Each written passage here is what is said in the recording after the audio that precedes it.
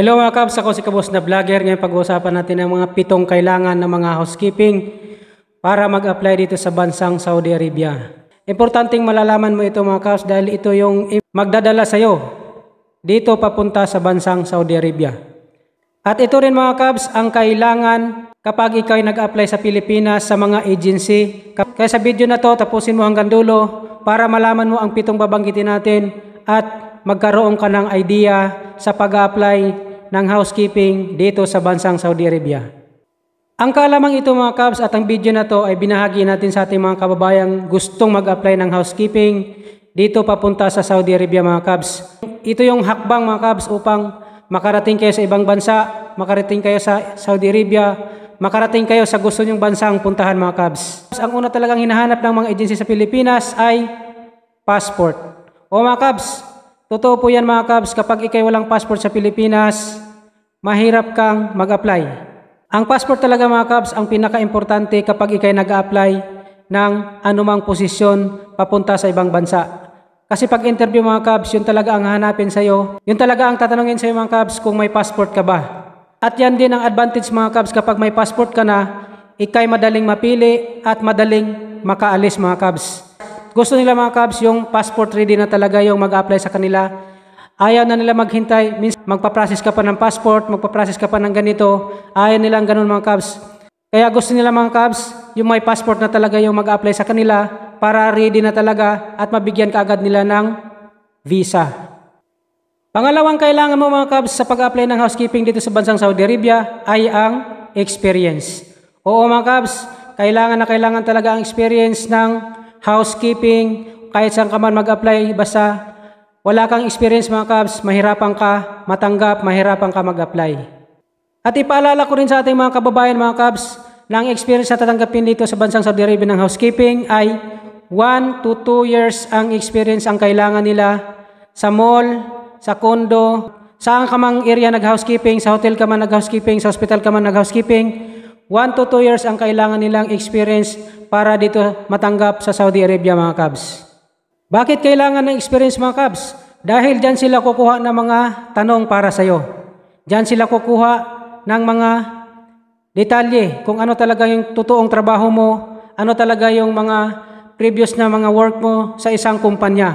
Dyan nila malalaman mga Kabs sa experience mo mga Kabs. Kaya mga Kabs, mas lamang talaga ang may experience kaysa walang experience.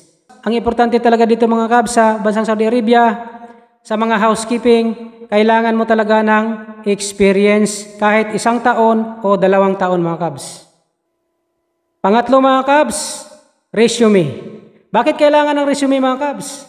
Kailangan ng resume dahil nandyan nakalagay ang lahat ng mga detalye ng inyong experience at job description mga Kabs.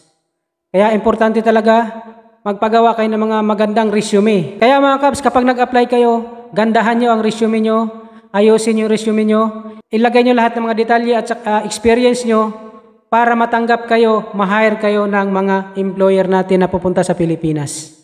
At mga Kabs, yung resume nyo na pinapasa sa mga agency sa Pilipinas, yan din ang kukunan ng mga tanong ng ating mga employer na pupunta dyan sa Pilipinas mga Kabs. Dyan sila kukuha kung ilang taong ka nagtatrabaho, ilang taon ang experience mo about housekeeping, anong mga kumpanya mga pinapasukan mo. Yan sila kukuha mga Kabs sa resume na pinasa nyo sa agency sa Pilipinas mga Kabs.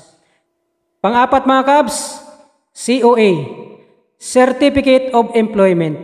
Yan ang pinaka-importante rin mga Kabs dahil yan ang nagpapatunay na ikaw ay nagtatrabaho sa isang kumpanya. Yan ang nagpapatunay na doon ka galing sa isang kumpanya. At yan mga Kabs, kapag may COE ka, kasama yan na hahanapin sa iyo sa agency sa Pilipinas para sa dagdag na mga dokumento mo na ikaw nagpapatunay na ikaw ay isang housekeeping mga Kabs.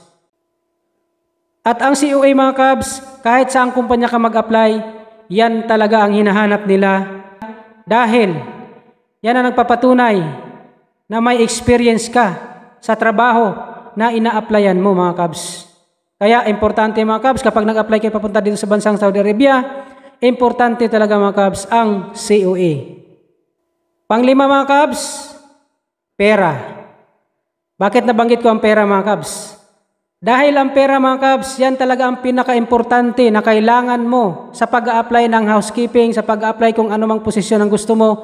Yan ang pinaka-importante sa araw-araw na paglalakad mo ng mga requirements, sa araw-araw na pamasahe mo, sa araw-araw na pangkain mo mga kabs. Napaka-importante mga kabs ang pera. Kung walang pera mga kabs, mahirap mag-apply mga kabs. Ito pa mga kabs, ang agency natin sa Pilipinas mga kabs, kailangan na nila ngayon ng placement fee. Kailangan na nila ngayon magbayad ka bago ka umalis. Yan ang mga policy ng ating mga agency sa Pilipinas mga kabs. Dahil kung wala kang pera mga kabs, hindi ka rin makaalis, hindi ka makabayad sa mga placement fee na hinihingi ng ating mga agency sa Pilipinas mga kabs. Kaya importante talaga kapag ikay nag-apply mga kabs, mayroon ka talagang pera. Pang-anim mga kabs, medical certificate. Alam nyo mga kabs, kung wala kang medical certificate, hindi ka rin makaalis. Bakit? Dahil yan nagpapatunay na fit to work ka na magtrabaho sa isang lugar mga kabs.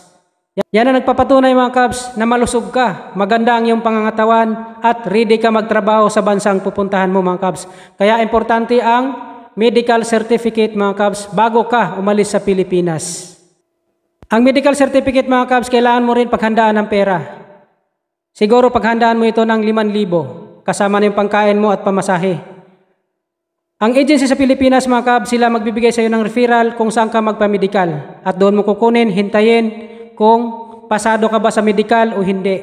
Kung hindi ka pasado sa ibang mga hemoglobin or blood test, babalik ka mga kabs, kailangan mo talagang maipasa yung medical mo para makakuha ka ng medical certificate mga kabs. Pang-7 mga kabs, kalusugan. Ito yung importante mga kabs sa iyong katawan. Kailangan malusog ka para malakas ka magtrabaho, hindi ka mapagod agad, at malakas ang iyong resistensya sa bansang pinupuntahan mo, sa trabaho na applyan mo. Kaya mga kabs, importante rin ang kalusugan, pangalagaan ng iyong katawan para sa inyong pag-apply sa posisyon na gusto nyo para maka-apply kayo sa bansang pupuntahan nyo mga kabs. Kasi kung hindi ka malusog mga kabs, hindi mo may pasang medical. Yun po mga kabs ang 7 kailangan sa pag-apply ng housekeeping papunta dito sa bansang Saudi Arabia or saan man kayong bansa mag-apply mga kabs. Yung mga nabanggit ko mga kabs, yun ang pinaka-importante mga kabs kapag nag-apply kayo dyan sa Pilipinas. Uulitin natin mga kabs ang mga kailangan para mag-apply ng housekeeping dito sa bansang Saudi Arabia mga kabs. Unang-una dyan, passport. Pangalawa, experience. Pangatlo mga kabs, resume. Pang-apat mga kabs, COA, Certificate of Employment. Pang-5 mga kabs, pera, pamasahe, pangkain, pang-medical. Pang-6 mga kabs, medical certificate. At pang-7, kalusugan. Para sa mga baguhan na kapanood nitong video, marami tayong mga video na ginawa, may mga question and answer tayo, may mga idea tayo about sa housekeeping. Panoorin nyo lang sa mga video na ginawa ko. Nandyan sa channel natin, Kabos na Vlogger, panoorin nyo lang para may mga idea kayo. Okay mga kabs, yun mga 7 kailangan o 7 mga hakbang sa pag-a-apply ng housekeeping papunta dito sa bansang Saudi Arabia. Bago magtapos ang ating video mga kabs, inanyayahan kita na mag-subscribe sa aking channel para manotify ka sa sunod ng mga video na ating gagawin. Maraming salamat sa iyong suporta at panonood. Ako si Kabos na Vlogger. Thank you very much for watching.